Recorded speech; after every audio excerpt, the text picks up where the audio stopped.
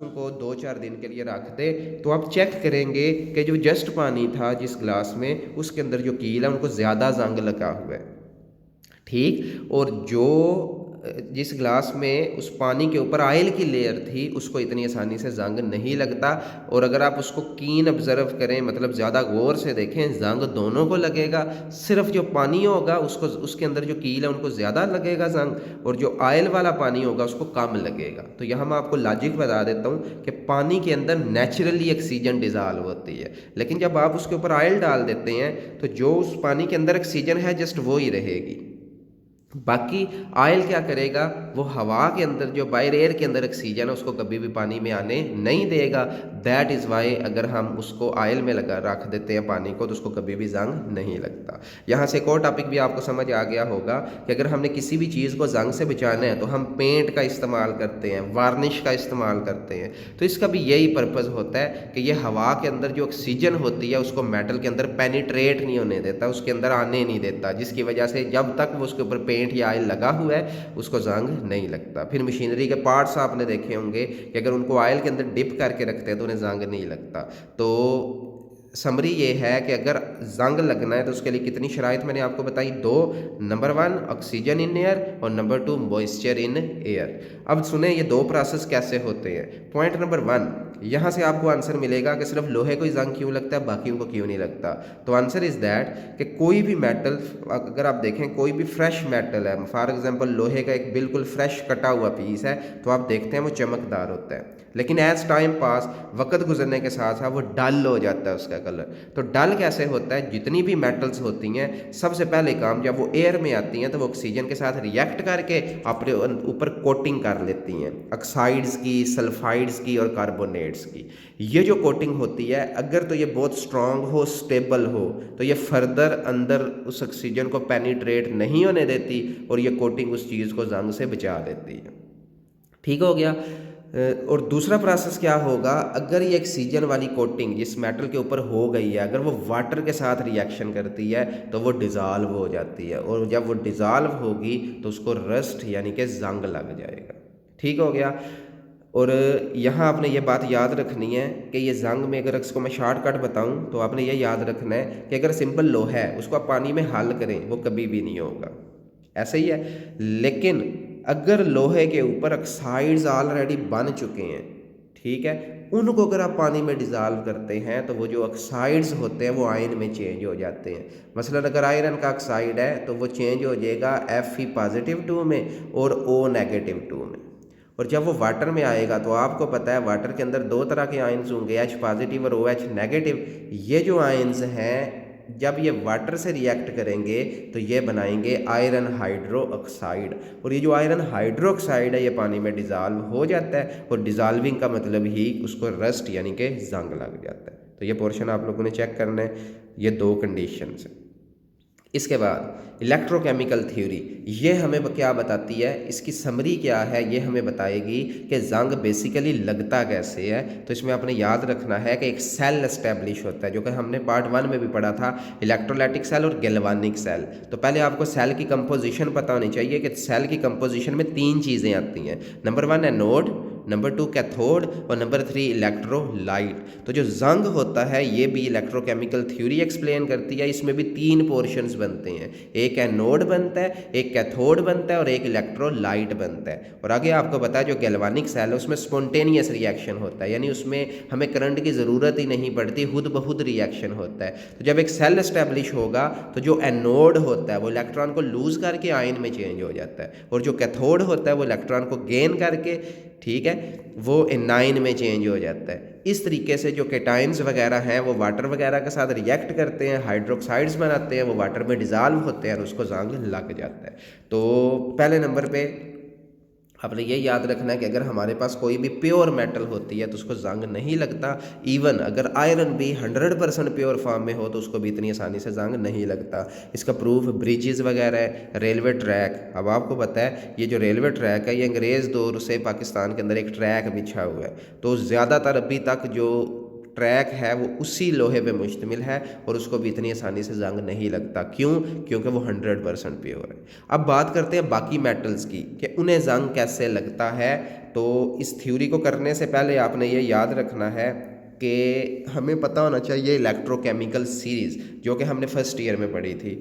उस electrochemical series में elements को रेंज किया गया था according to their reduction potential, यानी हम उनके अंदर उनकी रिडक्शन करते हैं और उनका जो पोटेंशियल बनता है वो सामने लिखा हुआ था उस सीरीज़ में। तो आपने एक दफ़ा उसको रिव्यू करना है और वहाँ से आपने याद क्या रखना है कि अगर दो मेटल आपस में टच हों, ठीक, एक वो मेटल जो इलेक्ट्रोकेमिकल सीरीज़ में ऊपर है और एक वो मेटल जो इलेक्ट्रोकेमिकल सीरीज़ में नीचे है, तो क्या होगा, जो मेटल इलेक्ट्रोकेमिकल सीरीज़ में ऊपर होगी ना वो बतौर एनोड काम करेगी, इलेक्ट्रॉन लूज़ करेगी यानी उसके आयन्स बनेंगे। और जो मेटल इलेक्ट्रोकेमिकल सीरीज़ में नीचे होगी ना उसके आयन्स इलेक्ट्रॉन को गेन करके न्यूट्रल हो जाएंगे। और एज अ रिजल्ट क्या होगा, आयन किसके बनेंगे, ऊपर वाली मेटल के, उसको हम एक्टिव मेटल भी कह सकते हैं। तो उस मेटल को दरअसल जंग लग जाता है और जो उस सीरीज़ में नीचे मेटल होती है उसको जंग नहीं लगता। मसलन आपको अगर डेली लाइफ में देखें तो आपने कभी भी एल्युमिनियम को, ये खिड़कियां दरवाजे जो एल्युमिनियम के होते हैं उनको कभी भी जंग लग के नहीं देखा होगा। लेकिन अगर उस एल्युमिनियम मेटल का रिएक्शन या वो टच होती है किसी ऐसी मेटल से जो उससे कम एक्टिव है तो फिर एल्युमिनियम को भी जंग लग जाता है। तो यहाँ हम एक एग्जाम्पल यहीं डिस्कस करेंगे कि अगर एल्युमिनियम को जंग लगे तो कैसे लगेगा। तो पॉइंट नंबर 2 देखें, इम्प्योरिटीज़ कैसे जंग को लगाने में अहम किरदार अदा करती हैं, हम इसको देखेंगे। और सपोज करते हैं कि कॉपर मेटल को हम एल्युमिनियम के साथ जोड़ देते हैं, ठीक हो गया। नतीजे में कहता क्या होगा, हम कुछ अरसे बाद देखेंगे कि जो एल्युमिनियम है उसको जंग लग जाता है और कॉपर को जंग नहीं लगता। अब मेरी बात दोबारा गौर से सुन लें, एल्युमिनियम को इसलिए जंग लगेगा क्योंकि ये इलेक्ट्रोकेमिकल सीरीज़ में ऊपर होगी यानी ये एक्टिव मेटल होगी, ठीक। और कॉपर को इसलिए जंग नहीं लगेगा, वो इलेक्ट्रोकेमिकल सीरीज़ में नीचे होती है। अब देखें जंग कैसे लगता है। मैंने आपसे कहा था 3 चीज़ें बनेंगी, एनोड बनेगा, कैथोड बनेगा और इलेक्ट्रोलाइट बनेगा। तो इलेक्ट्रोलाइट सबसे पहले देखें इलेक्ट्रोलाइट कैसे बनता है। हवा के अंदर वाटर और कार्बन डाइऑक्साइड जब ये दोनों मिलें तो ये बनाते हैं कार्बोनिक एसिड, ठीक। और जब कार्बोनिक एसिड डिसोसिएट होता है तो ये प्रोवाइड करता है हाइड्रोजन आयन और बाइकार्बोनेट आयन। सिमिलरली अगर वाटर को हम आयोनाइज करें तो ये हमारे पास बनाएगा H पॉजिटिव और OH नेगेटिव। इसका मतलब ये है कि हमारा जो इन्वायरमेंट है उसके अंदर 3 आयंस कंटिन्यूसली मौजूद हैं, that are hydrogen ions, hydroxide ions और बाइकार्बोनेट्स आयन। ये काम करेंगे बतौर इलेक्ट्रोलाइट, ठीक हो गया। अब कॉपर की बात करें या एल्युमिनियम की बात करें तो मैंने आपको बताया कि ये किसके अंदर डिप होंगे, हाइड्रोजन आयन, हाइड्रोक्साइड आयन और बाइकार्बोनेट आयन। फिर क्या होगा, ये तो हमारे पास हो गया इलेक्ट्रोलाइट। अब 2 चीज़ें और रह गई, एक एनोड और एक कैथोड। एनोड कौन होगा, जो एक्टिव मेटल होगी लाइक एल्युमिनियम। तो एनोड है क्योंकि एल्युमिनियम, तो आपको पता होना चाहिए एनोड पे ऑक्सीडेशन होगी तो एनोड के ऊपर एल्युमिनियम आयंस बन जाएंगे, ठीक हो गया। और जो कॉपर होगा वो क्या किसके तौर पे काम करेगा, कैथोड के तौर पे। क्यों? क्योंकि अगर एल्युमिनियम इलेक्ट्रॉन को लूज़ करेगी तो जो कॉपर आयंस होंगे वो इलेक्ट्रॉन को गेन करेंगे। तो यहाँ रिएक्शन मौजूद नहीं है, आपने अपनी कॉपियों पे लिख लेने हैं, मैं आपको बता देता हूँ कि क्या होगा। यहाँ देखें, ये हमारे पास होगा इलेक्ट्रोलाइट, एनोड में हमारे पास होंगे एल्युमिनियम, एल्युमिनियम मेटल। जब यह नोड के तौर पे काम करेगी तो ये इलेक्ट्रॉन को रिलीज करेगी, ठीक, 3 इलेक्ट्रॉन रिलीज कर देगी। ये जो इलेक्ट्रॉन है वो शीट के ऊपर, एल्युमिनियम शीट के ऊपर डिस्पर्स हो जाएंगे, फैल जाएंगे। जब वो कॉपर वाले पोर्शन में पहुंचेंगे तो वहाँ जितने भी कॉपर आयंस होंगे वो इन इलेक्ट्रॉन्स को गेन करके कॉपर मेटल बना देंगे। इसका मतलब है एल्युमिनियम के आयंस बनेंगे और जो कॉपर की मेटल है वो इनटैक्ट रहेगी यानी चेंज्ड रहेगी, ठीक हो गया। इसके बाद जो रिमेनिंग इलेक्ट्रॉन होंगे वो जो पानी के अंदर हाइड्रोजन आयंस होंगे वो इसको गेन करेंगे, नतीजे में हाइड्रोजन गैस रिलीज होगी। अब गौर करें, जब हाइड्रोजन गैस रिलीज होगी तो पीछे अब हमारे पास सॉल्यूशन में रह जाएंगे बाकी चीज़ें क्या क्या रह जाएंगी, Al+3 आयंस रह जाएंगे, हाइड्रोजन गैस वैसे रिलीज़ हो गई, OH नेगेटिव 3 आइंस रह जाएंगे और बाइकार्बोनेट्स आयन रह जाएंगे, क्योंकि हाइड्रोजन आइंस ने इलेक्ट्रॉन को गेन करके वो as a hydrogen gas release हो गई।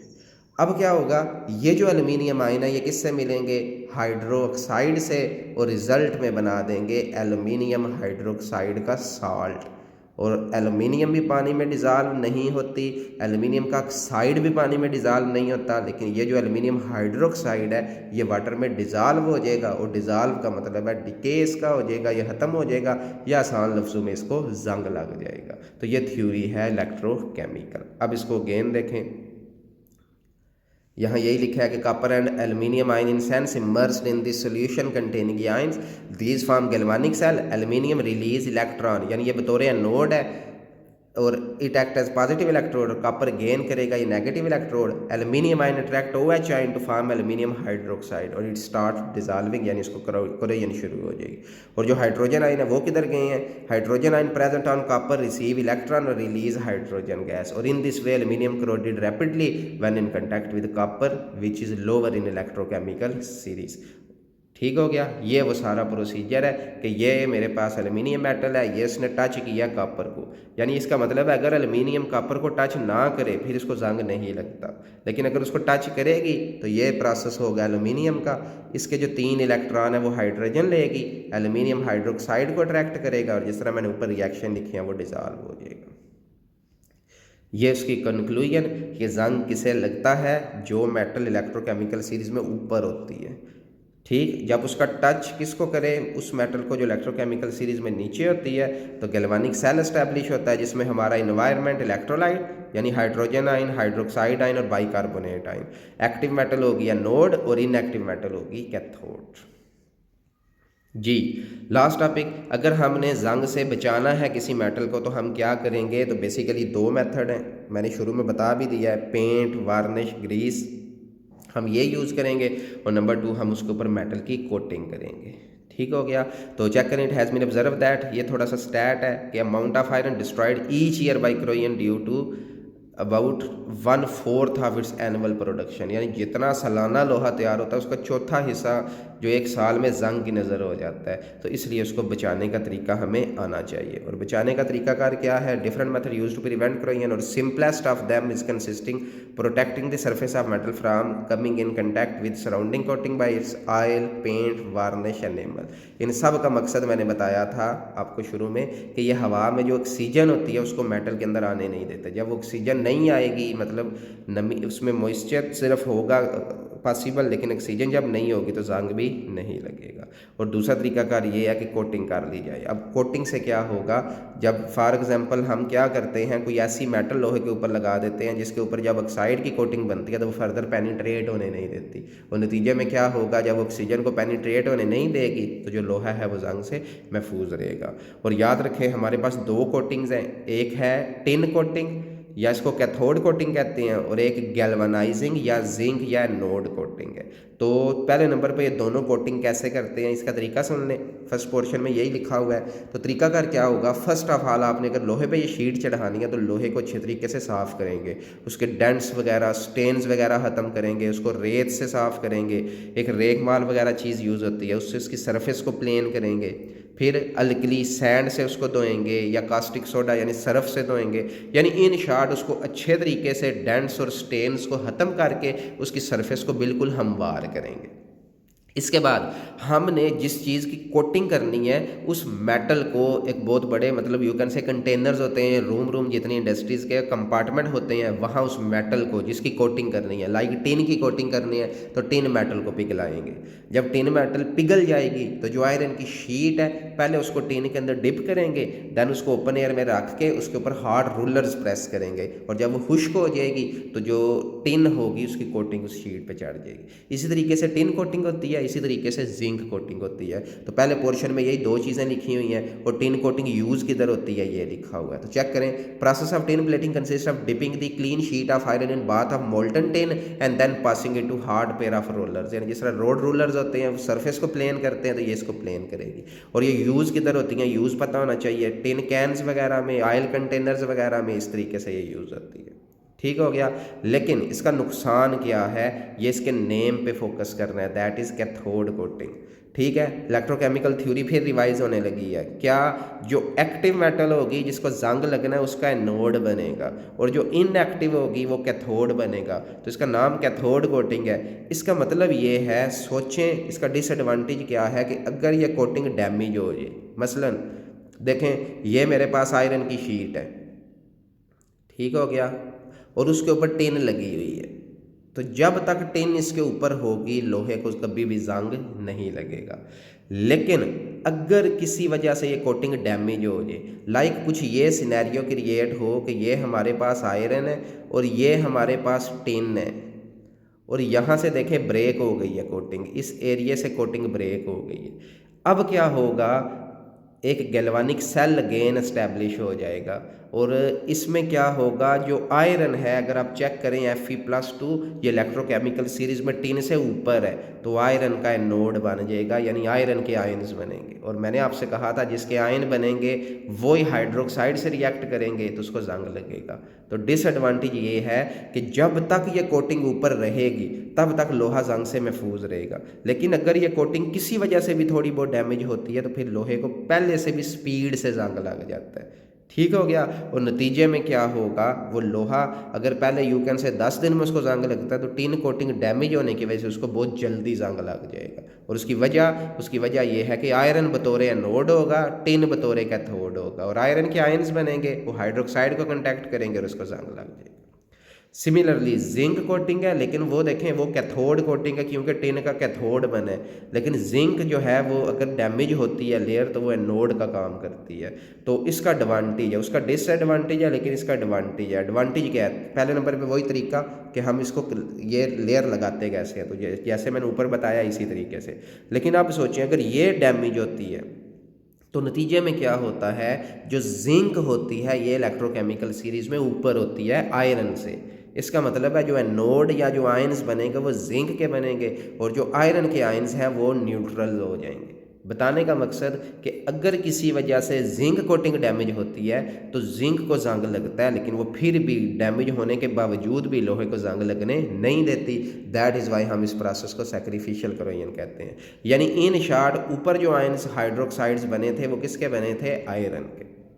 लेकिन अगर जिंक कोटिंग डैमेज होती है फिर जो हाइड्रोक्साइड्स बनेंगे वो जिंक के बनेंगे, लोहा तब भी महफूज रहेगा। यानी जिंक खुद को तो जंग लगवा लेगी लेकिन लोहे को जंग लगने नहीं देगी। Is it clear. तो ये समझ लें हमने 3 किस्म की हमने करोजन पढ़ ली, एल्यूमिनियम की, इसके बाद हमने आयरन की, और थर्ड पे हमने जिंक की। और तीनों में बात एक ही है कि अगर एक एक्टिव मेटल टच करे किसी इनएक्टिव मेटल को तो एक्टिव मेटल का बनता है एनोड, इनएक्टिव मेटल का बनता है कैथोड, और सराउंडिंग के अंदर जो आयन्स हैं उनका बनता है इलेक्ट्रोलाइट। एक्टिव मेटल क्या करेगी, इलेक्ट्रॉन को लूज करेगी, इनएक्टिव उन इलेक्ट्रॉन को गेन करेगी, हाइड्रोजन उन इलेक्ट्रॉन को गेन करके हाइड्रोजन गैस बन के रिलीज होंगे, और जो आयन होंगे उस एक्टिव मेटल के वो वाटर के अंदर के हाइड्रोक्साइड अट्रैक्ट करेंगे, वो जो हाइड्रोक्साइड है वो साल्ट बनेगा, वाटर में डिजॉल्व होगा और किसी भी चीज़ को जंग लग जाएगा, चाहे वो कोई भी मेटल है। ठीक हो गया। तो यही टॉपिक है, यही आपका चैप्टर है। असाइनमेंट आपकी क्या है कि हमने इस चैप्टर को अकॉर्डिंग टू स्मार्ट सिलेबस जितना पढ़ा था एक्सरसाइज आपने खुद करनी है और वहीं आपकी असाइनमेंट होगी, और आपका जो टेस्ट होगा नेक्स्ट लेक्चर में यानी आफ्टर 15 डेज़ वो चैप्टर नंबर 6 का होगा। एक्सरसाइज भी शामिल होगी और दोनों टॉपिक्स जो मैंने कवर करवाए हैं शामिल होंगे। तो तब तक के लिए अल्लाह हाफिज़, थैंक यू वेरी मच।